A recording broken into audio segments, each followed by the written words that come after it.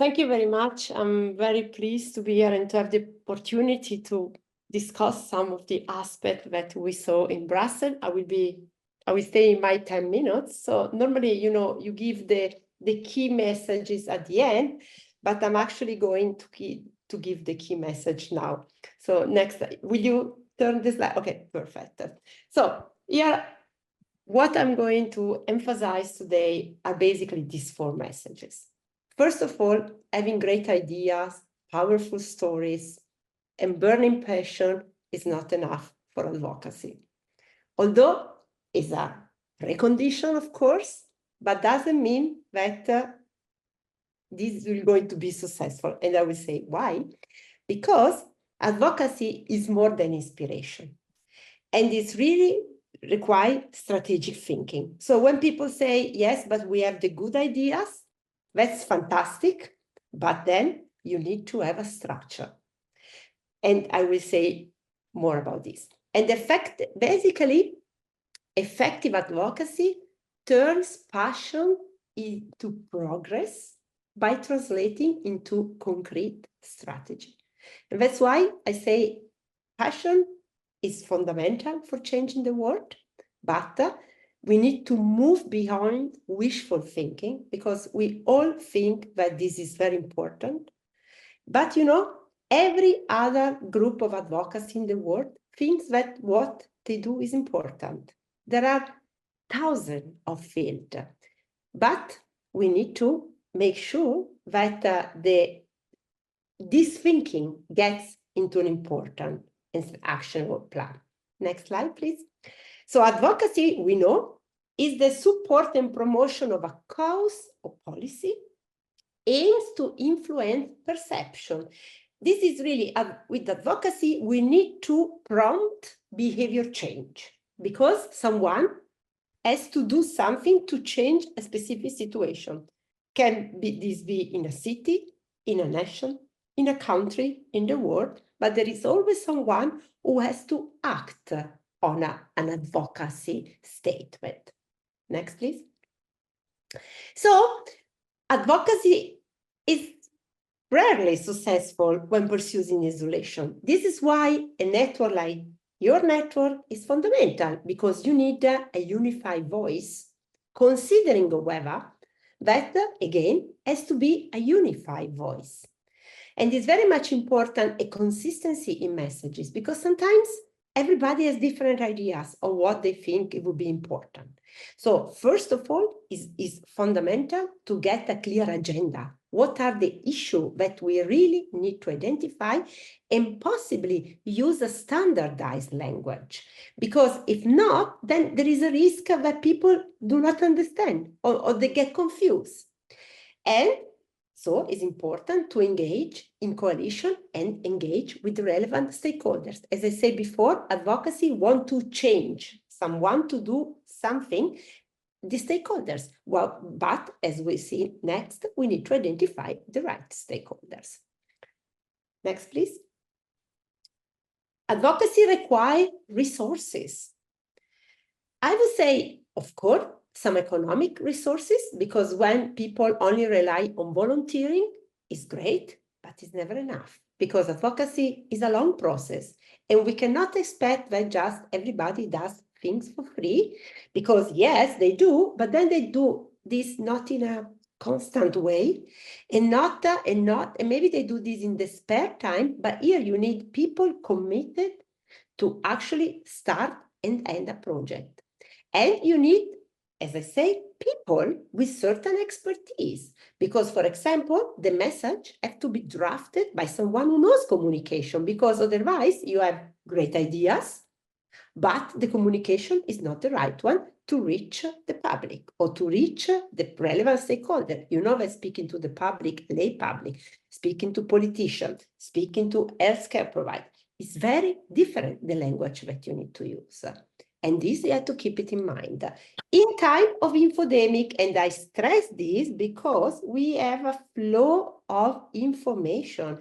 We have information all the time. So, we cannot think, yes, my claims are important, so now I will say, and people will listen to that. Because if you try on the social media to post something, you will realize how difficult it is to reach a lot of people. And to have people. So we have misinformation, disinformation, how many fake news exist that can potentially impact.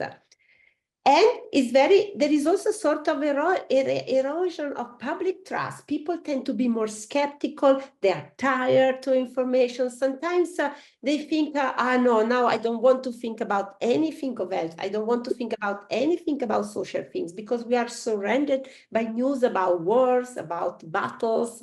And, sometimes people would just like to say, I want to think what I eat tonight. That's it. And this is why on the social media, the channels with more people are those about food and fitness and beauty. And it's very difficult to build a community instead around what are the real social issues. That is where you need to act as a community.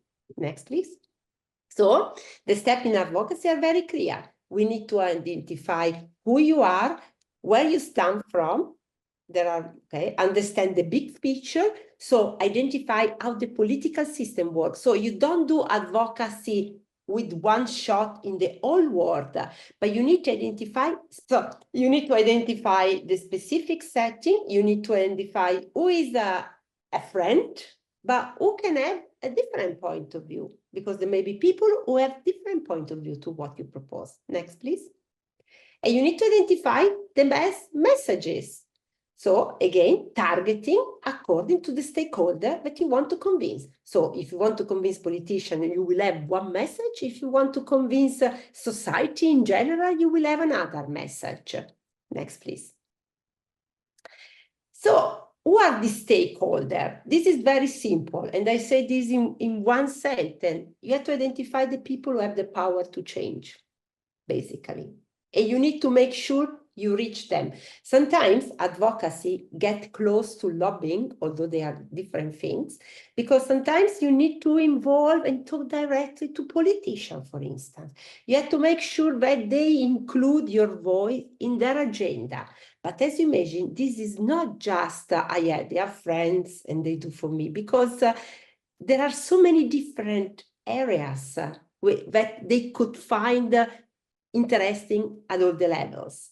So you need to really shape and rewrite. Next, please. And you need to define really what is a problem. What is the problem that you want to solve? How many problems? Because maybe each country in your field has different problems. Maybe sometimes it's a problem of resources. Sometimes it's a problem of people not being aware of the technologies in the field.